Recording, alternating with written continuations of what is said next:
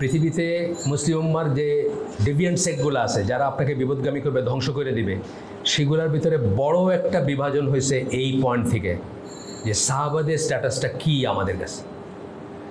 একটা দল আছেন যারা 5-6জন সাহাবী ছাড়া সবাইকে কাফের মনে করেন, সবাই মুরতাদ হয়ে গেছেন মনে করেন। তারা কারা? শিয়ারা। ঠিক আছে, শিয়াদের একটা নেক কাজ হচ্ছে ওমর আবু বকরকে গালি দেওয়া আর কি। এটা গালি দিলে যত বাজে করে গালি দিতে পারবেন তত আপনি সওয়াবের কাজ করলেন। এবং আমার কাছে ভিডিও আছে, চাইলে লিঙ্ক নিয়ে নিন কেউ যদি চান, যে একটা বাচ্চা ছেলে গালি দিছে, তারে জড়ায় ধরে তাদের এখনকার যে লিডার সে বলছে একটা কাম, বাপের বেটা একটা কাম করছো আর কি। মানে আবু বকর ওমরকে মানে আমি মুখে আনতে পারবো না এরকম গালি দিছে, ছোট্ট বাচ্চা। তো বলছে যে খুব খুব ভালো কাজ করছো। আরেকটা সেক্ট আছে যারা আরেকটু পরের থেকে তাদের ফিতনাটা শুরু হয়েছে, যে আলী রাদিয়াল্লাহু আনহুর সাথে তারা ছিল, তারা আর্মিতে ছিল। যখন ওই যে আরবিট্রেশন হলো মুআবিয়া রাদিয়াল্লাহু আনহুর সাথে, তখন তারা আলী রাদিয়াল্লাহু আনহুকে বলল, আপনি তো কাফের হয়ে গেছেন, আপনি তো ইসলাম মানে ইমান হারায় ফেলছেন, আপনাকে আবার ইমান আনতে হবে। তো উনি অনেক নেগোশিয়েট করার চেষ্টা করছেন, যাই করেন তারপরে আবার ওই কথাটা বলে তারা। শেষ পর্যন্ত যুদ্ধ হইল, তাদেরকে টেম্পোরারি হইল নির্মূল করা হইল। এবং তাদের ভিতরে মানে তারা ইবনে আব্বাস সহ আলী রাদিয়াল্লাহু আনহুর সাথে সব সাহাবীরা ছিলেন, সবাইকে তারা কাফের মনে করে, সবাই ইমান হারায় ফেলছে। মুআবিয়ার সাথে যারা ছিলেন তারাও ইমান হারায় ফেলছে। এই জন্য আমাদের এটা জানাটা এত দরকার, এই জন্য আমরা এটা পড়তেছি। কারণ জীবনে আমরা দেখি আমরা শিয়াদের সাথে মিলে বিপ্লব করতে চাই। বাংলাদেশের বড় বড় আলেমরা শিয়াদের ওই খোমেনির বিপ্লবের পরে ইরানে যোগাযোগ করছে, দেখা করতে গেছে যে বাংলাদেশে তারা ইরানিয়ান স্টাইল বিপ্লব করতে চায়। ও কি জানে কি করতে যাইতেছে? যাদের আকীদা এটা, যারা মানে 5-6জন ছাড়া বাকি সবাই সাহাবীকে কাফের মনে করে, তাদের সাথে আমরা কিসে কাজ করবো, কিসের ভিত্তিতে করবো? আহলুল বাইত বলতে আমরা রাসূল সাল্লাল্লাহু আলাইহি ওয়াসাল্লামের সকল ওয়াইফদেরকে, তারা ঘরের মানুষ না? আল্লাহ সূরা আহজাবের আয়াতে তাদেরকে মানে আহলে বাইত বলেই করছেন। আমরা বলতেছি শুধুমাত্র মানে ওরা আর কি, ওরা বলতেছে শুধুমাত্র একটা চেইন, মানে যেটা আলী রাদিয়াল্লাহু আনহু চেইনে আসছে, ফাতিমা রাদিয়াল্লাহু আনহার চেইনে আসছে, শুধু তারা আহলুল বাইত বা আহলুল বাইত, আর বাকিরা হচ্ছে এগুলো ধরতে পারে। তো গালি দেয় শেখে। আয়েশা রাদিয়াল্লাহু আনহাকে নিয়ে অনেক গালগপ্প আছে তাদের। এই জন্য আমাদের এটা জানা ইম্পর্টেন্ট। এই দেশে মুখ্য ইসলামপন্থী গ্রুপ তাদেরকে এস্টাবলিশ করছে। বহু মানুষ কিন্তু বাংলাদেশে শিয়া হয়ে গেছে, আপনারা জানেন বা না জানেন। বহু মানুষ, আমাদেরকে মানুষ ফোন করে, জিজ্ঞেস করে। আল্লাহ তো কোরআনে বলছেন রাত পর্যন্ত রোজা রাখতে, তাহলে আমরা এই সূর্য ডুবতেই যে ইফতার করে ফেলে, এটা কি আমরা রোজা ভেঙে ফেলতেছি না? এটা কাদের আকীদা, কাদের বিশ্বাস থেকে আসে? শিয়াদের বিশ্বাস, শিয়াদের ইন্টারপ্রিটেশন অফ কোরআন। কারণ তারা সুন্নাহ মানে না। আমরা দেখি নবীর কত হাদিস দেখি না আমরা, যে মানে যে তাড়াতাড়ি ইফতার করাটা একটা মানে নেক কাজ, আর দেরি করে ইফতার করা মানে একটা ক্ষতিগ্রস্ত হওয়ার ব্যাপার। এমনকি মনে মনে কিছু খাওয়ার নাই আপনার, সূর্যাস্ত হয়ে গেছে, মনে মনে রোজা ভেঙে ফেলবেন, কিচ্ছু নাই আপনার কাছে, পানিও নাই, মনে মনে রোজা ভেঙে ফেলবেন। মনে মনে বলবেন যে আমি রোজা ভাঙলাম, ইফতার করলাম, শেষ, আমার রোজা শেষ। ডেজার্টে আছেন, কিচ্ছু নাই আপনার কাছে। সেইখানে এখন বাংলাদেশি মানুষরা প্রশ্ন করে, কিন্তু কোরআনে তো আছে রাত পর্যন্ত।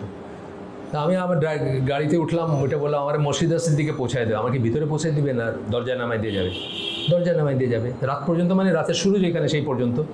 এটাই রসুল বুঝছেন। কোরআন বুঝতে হবে রসুল কীভাবে বলছেন সেইখান থেকে। এই কোরআন যে কোরআন সেটা কে বলছেন? আমাদের আল্লাহ রসুল বলছেন। আমরা কীভাবে জানি যে কোরআনের আয়াতগুলো কোরআনের আয়াত আর এইগুলো হাদিস কুদসি যে আলাদা? কীভাবে জানি? আল্লাহ রসুল বলছেন। তো কোরআন সেই সেন্সে কি মোতাওয়াতির হাদিস।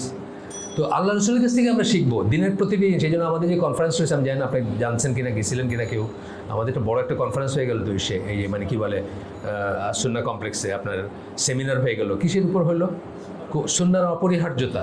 নো সুন্নাহ নো ইমান, নো সুন্নাহ নো ইসলাম। সোজা কথা, সুন্নাহ নাই ইসলাম নাই, সুন্নাহ নাই ইমান নাই, বা vice versa. Sunnah is equal to ইসলাম। সুন্নাহ না জানেন যদি ওই সুন্নাহ বলতে মেসওয়াক করা এটা বুঝাইতেছে না। সুন্নাহ এজ এ কনসেপ্ট, সুন্নাহ নাই মানে কোনো ইসলাম নাই। আচ্ছা আসেন আমরা এখানে যাই, বইয়ের অংশে যাই। One of the basic principles of আকিদা অফ দ্য রাইটিয়াস সালাফ, এগুলো আমি আগে আলোচনা করে ফেলছি। সালাফ কাদেরকে বলে এটা বলে ফেলছি আগে। সালাফ কারা? প্রথম 3 জেনারেশন, প্রাথমিকভাবে প্রথম 3 জেনারেশন, সাহাবি, তাবেঈন, তারা হচ্ছেন সালাফ। বাই এক্সটেনশন তাদের মেথোডলজির উপর পরবর্তীতেও যারা ছিলেন তাদেরকেও আমরা সালাফ বলি। সালাফ কথাটা মানে হলো এনসেস্টর্স, মুরব্বী, পূর্বপুরুষ, আমাদের আদি পুরুষ যারা, তারা। এইখানেও দেখেন আহলুস সুন্নাহ জামার সাথে সমস্ত ইসের একটা তফাৎ আছে। আমরা মনে করি তারাই এই দিনকে সবচেয়ে ভালো বুঝছেন। দিন তাদের কাছে শিখতে হবে, রুটে চলে যেতে হবে। যে কোনো সময় বচসা হয়েছে আপনার সাথে আমার, আমরা ওইখানে গিয়ে চেক করবো তারা কী করছে। মিলাদ, আপনি বলছেন মিলাদ না পড়লে মানে এত ফজিলতে জিনিস, আমি বলছি না ভাই মিলাদ পড়বো না, আমি বচসা হয়ে গেল। কোথায় যাব? সালাফদের কাছে। সাহাবীরা পড়ছেন মিলাদ না, তাবেঈরা পড়ছেন মিলাদ না, তাবেঈরা পড়ছেন না, শেষ। আর কোনো কনফিউশনেরই নেই। এইভাবে প্রত্যেকটা জিনিসকে যদি রুটে নিয়ে যান আপনার কনফিউশন চলে যাবে, যত মতবিরোধ আছে সব চলে যাবে। তারা কি বুঝছিলেন, তারা কি ভাবছিলেন। এই যে মানে বললাম যে একবার উনি আজকে বললেন বোধহয়, আমি আমার ঠিক শিওর না, মঞ্জুর ভাই বললেন কিনা, যে খারেজিরা কি মনে করে একবার জাহান্নামী হইলে সে চির জাহান্নামী। মুসলমান কবিরা গুনাহ করছে মানে সে কাফের এবং সে চির জাহান্নামী। আমরা কত ঘটনা জানি, কত হাদিস জানি, কত ঘটনা জানি না। মদ খাইছেন, বারবার মদ খাইছেন, বারবার নিয়ে আসছে, বারবার পানিশমেন্ট দিয়েছে, আবার খাইছেন, সাহাবীরা মাইরে ফেলতে চেয়েছেন তাকে। আল্লাহ রসুল বলছেন না, সে আল্লাহ এবং রসুলকে ভালোবাসে। সে মদ্যপ কিন্তু সে আল্লাহ রসুলকে ভালোবাসে, কিন্তু তার মানে তাকে ছেড়ে দেন নাই। হুদুদ পানিশমেন্ট যেটা ছিল সেটা কার্যকর করা হয়েছে, তারপর তাকে ছাড়ছে। আমরা দেখি না, এইটাই তো প্রমাণ, আর তো প্রমাণের দরকার নেই। কবিরা গুনাহ করে আসছে, আল্লাহ রসুল তার উপর পানিশমেন্ট দিয়েছেন, ছেড়ে দিয়েছেন, নিজে মুসলিম, শেষ। তা আজকে যখন এই ফিতনাটা চলতেছে যে কবিরা গুনাহ করলে কেউ কাফের হয়ে গেল, আমরা কোথায় চেক করব? ওইখানে চলে যাব, ওইখানে গেলেই আমাদের সব কিছু ঠিক হয়ে যাবে। এটা হচ্ছে আহলে সুন্নাহ ওয়াল জামার বিলিফ। আর নতুন নতুন যারা সেক্ট বা যারা গ্রুপ বাড়িয়েছে তাদের বিলিফ হলো মৌলানা অমুক, মৌলানা অমুক, মৌলানা তমুক, উনি যেটা বলছেন এটাই হলো সবচেয়ে, উনি যেভাবে কোরআন বুঝতেছেন দুনিয়ার কেউ আগে আর বুঝে নাই, উনি যেভাবে সুন্নাহ বুঝতেছেন দুনিয়ার কেউ বুঝে নাই। তারা রসুলের নাম যতবার নেন তার চেয়ে বেশি টাইম নাম নেন ওই মৌলানার বা ওই ওনাদের বুজুর্গ বা যার পীর বা ফকির যাই হোক, সব দিকেই আছেন এটা, সব দিকে। তো এই সব বোঝার জন্য কিন্তু অ্যাট দ্য সেম টাইম আমরা কিন্তু আরেকটা জিনিস মনে রাখবো, যে হাদিসে আল্লাহ রসুল বলছেন আমার উম্মাহ 73 ভাগে বিভক্ত হবে, ওইখানে কিন্তু ওই সমস্ত ডেভিয়েন্ট লোক, মানে সাধারণ ডেভিয়েশন, মিলাদ পড়ে বা অন্য সব যেসব করে, একদম শিরক কুফরের মতো জিনিস না, বাহাই না, কাদিয়ানি না, সাধারণ ডেভিয়েশন যেগুলো আছে, ধরেন একটু বেদাত করে, একটু এটা করে, একটু মিলাদ পড়ে, তাদেরকে কিন্তু আমরা তথাপি মুসলিম মনে করব। তাদের ওই বেদাতি কাজটাতে আমরা তাদের সাথে যুক্ত হব না, কিন্তু তাদেরকে আমরা এক্সকমিউনিকেশন করব না, মানে একেবারে আমাদের থেকে সম্পর্ক ছেদ এটা করব না। তাদের জন্য দরজাটা খোলা থাকবে, তারা আমাদের ভাই।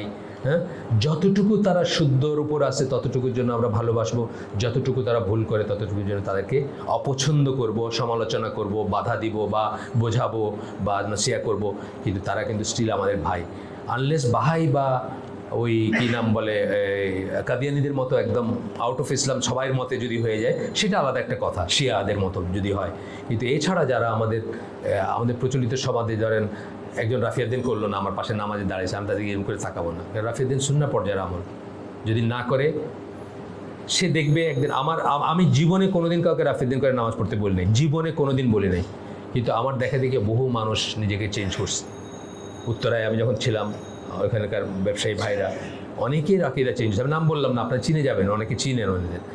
তারপরে সিলেটে আমাদের যে মাদ্রাসার যিনি প্রতিষ্ঠাতা, উনি আমার দেখছেন, আপনি এরকম করেন কেন, আপনি এরকম করেন কেন, এই প্রশ্ন করতে করতে উনি ওনার পুরো ফ্যামিলি এখানে একেবারে পিওর আহলে সুন্নাহ ওয়াল জামার উপর আছেন, মানে আমার চেয়ে অনেক পিওর তারা আর কি, ওই সেন্সে আলহামদুলিল্লাহ। তার ফুল ফ্যামিলি, তার মেয়েরা, তার ওয়াইফ, তার ছেলে, তার মেয়ের জামাইরা সব ওই ঘরানার। তো এটা আমরা ইনশাল্লাহ একটু মনে রাখবো, যে কেউ জাস্ট বুকে হাত বাঁধলো না বা রাফিউদ্দিন করলো না দেখে আমাদের বলে যা তুমি আর আমার মসজিদে আইসো না বা বাইরে যাও, এটা ঠিক না, এইটা অ্যাপ্রোচটা ঠিক না, এটাও ঠিক না, উল্টাটাও ঠিক না। আসেন, তো বলতেছেন যে কি হলো, is love for the companions of messenger of আল্লাহ সাল্লাল্লাহু আলাইহি ওয়াসাল্লাম অ্যান্ড রেসপেক্ট টুয়ার্ডস দেম, তাদেরকে ভালোবাসা। যত সাহাবীরা আছেন ইন জেনারেল সাহাবী বলতে আমরা যাদের বুঝি, সাহাবীর ডেফিনিশন আমরা জানবো এখানে, তাদেরকে ভালোবাসবো এবং তাদেরকে রেসপেক্ট করব। তারা কিন্তু ভুলের ঊর্ধ্বে আমরা একবারও বলি নাই, তারা হচ্ছেন নবী, শুধুমাত্র নবী সাল্লাল্লাহু আলাইহি ওয়াসাল্লাম হচ্ছেন ভুলের ঊর্ধ্বে, বা আরও নবী পয়গম্বর যারা আগে ছিলেন তাদেরকে তারা মাসুম, তাদের ভুল আল্লাহ শুধরাই দিয়েছেন। কিন্তু আর বাকি তারা যে ভুলের ঊর্ধ্বে আমরা কিন্তু এটা বলবো না, কিন্তু তারা সমালোচনার ঊর্ধ্বে, দুটো কিন্তু আলাদা জিনিস। ভুলের ঊর্ধ্বে একটা জিনিস, সমালোচনার ঊর্ধ্বে একটা জিনিস। সমালোচনার ঊর্ধ্বে কেন বলতেছি, আল্লাহ তো তাদের আল্লাহ ডিভাইন উইজডমে জানেন না কি হবে, জানেন তো তারা এই করবেন সব কিছু জানেন আল্লাহ, সেটা সত্ত্বেও কিন্তু আল্লাহ তাদেরকে বলছেন রাদিয়াল্লাহু আনহুম, তাই না? সেই 1400, মানে ছোটোর থেকে আমরা শুরু করি, ছোটোতে হলো খুলাফায়ে রাশিদিন, তারপরে আশারা মুবাশশারা, তারপরে বদর সাহাবী, তারপরে কি সেই 1400 যারা আপনার বায়তুর রিদওয়ান, মানে ওই হুদায়বিয়ার সন্ধির সময় যারা বায়াত নিয়েছিলেন, তারা এভাবে বাইরের দিকে গেছে। হুদায়বিয়ার সন্ধির সময় যারা বায়াত নিয়েছিলেন তাদের উদ্দেশ্যে সূরা তওবার 100 নম্বর আয়াত নাজিল হয়েছে, যেখানে আল্লাহ বলছেন যে তাদের উপর আল্লাহ রাজি। তো এইসব জেনেই আল্লাহ রাজি হয়েছেন তাদের উপরে যে তাদের ভুল থাকবে, তারা ভুল করছেন। আমরা তাদের সমালোচনা করব না, তাদের সমালোচনা করাটা আমরা দেখব রাসূল কি কঠোর ভাষায় বলছেন।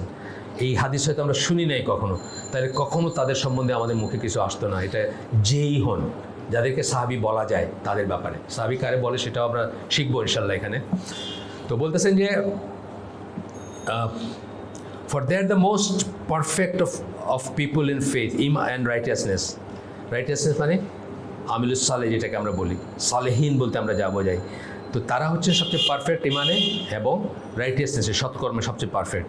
অবিডিয়েন্স অ্যান্ড জিহাদ, অবিডিয়েন্সে আনুগত্যে, রাসূলের আনুগত্য, আল্লাহর আনুগত্য এবং জিহাদে তাদের এই মার্কে কেউ পৌঁছাতে পারবে না। কিন্তু আল্লাহ রাসূলই বলতেছেন best is my generation, then is next. ওই হাদিসটা বলতেছেন না যে বেস্ট হলো আমার জেনারেশন, তারপরটা, তাদের মার্কে কেউ পৌঁছাতে পারবে না। আচ্ছা, এখন হচ্ছে যে আরও একটা কথা আছে এখানে, যে আল্লাহ chose them to be the companions of his prophet. আল্লাহ তাদেরকে সমস্ত মানব কুলের ভিতর থেকে বেছে নিছেন তার নবী হওয়ার জন্য। এক সময় অনেক বছর আগে আমার ছেলের সাথে দিন নিয়ে কথাবার্তা হইতেছিল, তখন আমি বলতেছিলাম যে রাসূল সাল্লাল্লাহু আলাইহি ওয়াসাল্লামের সময় যদি জন্মাইতাম অনেক বেশি কাজ করতে পারতাম। তো আমার ছেলে বলতেছে আব্বা আমরা পারতাম না দেখে আল্লাহ আমাদেরকে এখন জন্ম দিয়েছেন, তখন জন্ম দেন নাই। তারপরে একটা ঘটনা বলতেছিল, ঘটনাটা হচ্ছে কি যে তুই যখন অবরোধ করলো তাদেরকে 2 বছর বা এরকম 2 বছর বেশি, কেউ এটা আছে কতদিন সেটা এক্স্যাক্টলি একটা খেলাফ আছে।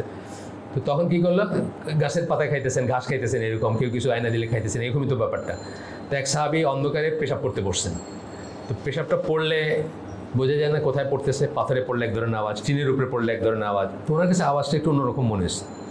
তো উনি ইনভেস্টিগেট করে দেখলেন এটা হাফ ট্যান, মানে ট্যান পুরা ট্যান না, মানে শুকনা করা না, হাফ প্রসেস চামড়া বা প্রসেস না, এরকম একটা চামড়া, মানে চামড়াটা এখনও নরম টুকরা, চামড়ার টুকরা, পশুর চামড়ার টুকরা আর কি।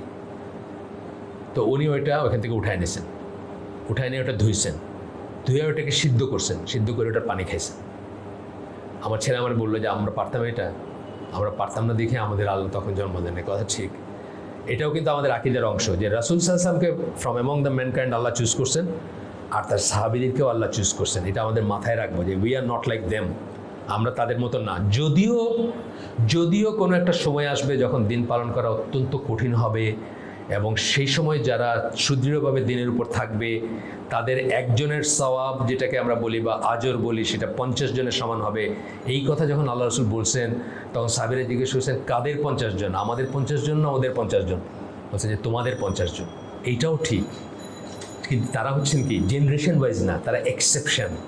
কিন্তু জেনারেশন ওয়াইজে যে আমরা যা আছি, আমরা তাদের মতো হইতে পারতাম না, এই কথাটা ঠিক না। মানে আমাদের যখন জন্ম দিলে আমরা তাদের মতো হইতাম তা না। আমরা আজকাল তারাবির নামাজ পড়ি জুন জুলাই মাসে, প্রত্যেকের সাথে একটা আলাদা বোতল থাকে না, বা ঠান্ডা বোতল, এসির ভিতরে পড়ে আবার একটা ঠান্ডা বোতল। আপনি চিন্তা করেন যে মসজিদ, মানে সৌদি আরব যারা গেছেন তারা জানেন না, 50 ডিগ্রি সেলসিয়াস, মাথার উপরে খেজুরের লেগে যেতেছে, খেজুরের পাতা দিয়ে যেটা করা, সেজদা দিলে নাকে মাথায় মাটি লাগতেছে। শুনছেন নাকি যে মশক নিয়ে ঘুরতেছেন? কখনো মশক নিয়ে খালি পানি খাইতেছেন, এটা শুনছেন? বর্ণনে আসছে কোথাও যে আমার মশক থেকে ও পানি খেলো, ওর মশক থেকে আমি খেলাম না? তা আমরা তো এইখানে আমাদের জিব্বা বাইরে যাই। আমরা নর্মাল মসজিদে নামাজ পড়তে, আমি ডিএইচএসের মসজিদে যাইতাম একসময়, কেউ ঠান্ডায় মানে কাঁপবেন ওইখানে আর কি, ডিএইচএস মানে ওই যে মহাখালী, ঠান্ডায় কাঁপবেন এই ধরে নিয়েছি, কত ইউনিট এসি আল্লাহ জানে, আমি জানি না। সেখানে দেখবেন প্রত্যেকের সামনে একটা করে বোতল আছে, আবার বোতল একাধিকবার খাইতেছেন, একবারও না। তা আমরা আমাদের এন্ডুরেন্স কি? আমাদের এন্ডুরেন্স জিরো অলমোস্ট। আমরা কিসের জিহাদ করতাম? যে জিহাদ, ওনাদের জিহাদগুলো কী ছিল? 50-50 চান্স, আইদার ও মরবে নাহলে আমি মরবো, এরকম চান্স না। আমাদের কি, আমাদের ঝোপঝাড়ের ভিতর থেকে এখন লুকায় টুকে একটা ঠুস করে মারলাম মায়েরাবাদ। আমাদের এক দিনী ভাই আছেন, তার বাবা ওই মুক্তিযোদ্ধা ছিলেন, ওই কোটাতে এক্সট্রা সার্ভিস করছেন বা করছেন। তো উনি জিজ্ঞেস করেন আব্বা তুমি যে মুক্তিযোদ্ধা ছিল, তুমি কি কোনোদিন খান সেনারে গুলি করছো? বলেন না, কিসের, একটা জব নোটসে ম্যাগাজিন খালি করে দিছি, খান সেনার গায়ে কোনো গুলি লাগে নাই। আমরা এরকমই ঠিকই আছে। আমরা আল্লাহ আমাদের মতো মানুষের ডিসক্রিপশন দিয়েছেন, সে ওই যে সূরা হাশরের ধরেন 13-14 নম্বর আয়াত ওইদিকে দিয়েছেন যে তারা তোমাদের সাথে কখনো সামনাসামনি যুদ্ধ করবে না, ওই দুর্গের ভিতর থেকে করবে, আর নাইলে কোনো ওয়ালের আড়াল থেকে করবে। তা আমরা হইলাম ওই শ্রেণীর আহলে কিতাবদের কথা আর মুনাফিকদের কথা বলতেছেন আল্লাহ, আমরা হলাম ওই শ্রেণীর মানুষ আর। কিন্তু তাদের কি ছিল? 50-50 কিন্তু, জান, আইদের ও মারবে না আমি মরবো, মানে যার সাথে যুদ্ধ করতেছে। এই জন্য যখন ওই সিফিনের যুদ্ধের আগে পরে মুয়াবিয়া রাদিয়াল্লাহু আনহুকে বলছেন, আমর বিন আল আস ওই সাইডে ছিলেন, মানে মোয়াবের সাইডে ছিলেন, রাদিয়াল্লাহু আনহুর সাইডে ছিলেন। বলছেন যে এখানে তো মুসলমান মরবে যুদ্ধ হলে, আপনি যান না আলীর সাথে করেন, মানে দুইজনের যে যুদ্ধ হয় ডুয়েল, আলীর সাথে দুইজনের যুদ্ধে আপনি করেন। তখন মুয়াবিয়া বলছেন যে আলীর সাথে কেউ দ্বৈত যুদ্ধে বাইচে আসে নাই ফিরে, তোমার শখ থাকলে তুমি যাও আর কি। দিস ওয়াজ দ্য এটা হাকিকত। তখনকার যুদ্ধগুলো এরকমই ছিল। যখন আলী রাদিয়াল্লাহু আনহু খন্দকের যুদ্ধের সময় আগে গেছেন, কী ছিল? 50-50 চান্স, আইদার ওই লোক মরবেন নাইলে উনি মরবেন, তাই না? এইটা হলো জিহাদ। আমরা যেগুলো বলি এগুলো হলো জিহাদ খেলা। জিহাদের ভিডিও গেম খেলি আমরা, মানে ওই ইন্টারনেট জিহাদ কি ফেসবুক জিহাদ আমরা খেলি না, মানে জিহাদের একটা রোমান্টিক একটা আইডিয়া আর কি জিহাদটা, ওইটা হলো জিহাদ, এটা জিহাদ না। এই ফেসবুকে আর এসে জিহাদ করা এটা জিহাদ না। আচ্ছা।